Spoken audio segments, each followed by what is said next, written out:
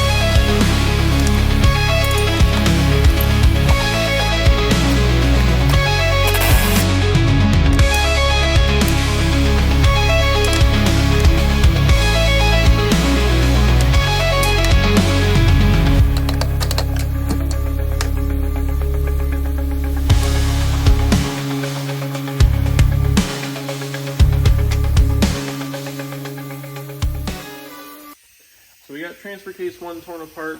Now we're going to start working on the second one. This one's obviously more complete than the other one was. But one thing that I found useful for getting these expansion plugs out for the shift fork shafts is you can drill a self-tapper into them and then pry the self-tapper out.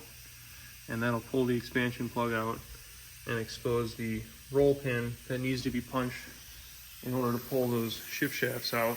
So this is my first rodeo with these transfer cases. I've not done any research whatsoever on how to pull them apart. So if it looks like I'm doing it wrong, it's probably because I don't know what I'm doing. But we're gonna get there eventually. So we got the first one torn apart. Now we're gonna dig into the second one.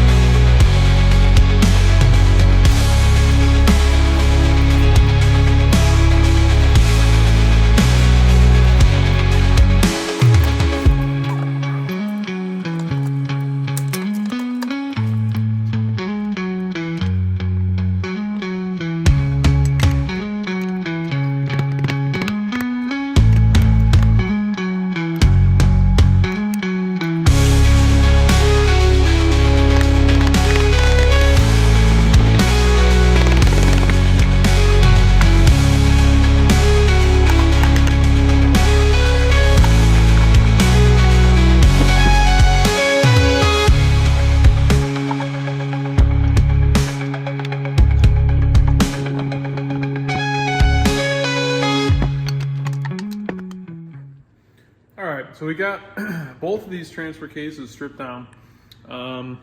The less complete one is right here. The invisible line is right there. And this is the one that was completely together. The one that was in a little bit rougher of shape. But it looks like both of these are in about the same condition. This transfer case, the only thing I'm really going to be using is the case itself. So this is the housing. It's in a lot better shape than the other one. These are, as you can see from the other one, this is the input transfer case adapter for the trans to transfer case. And then this is the output cover adapter, whatever you want to call it.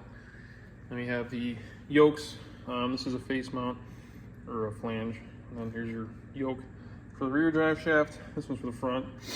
But these are pretty much, I guess, this would be everything that I need for the adapter, at least to go to a 4L80E.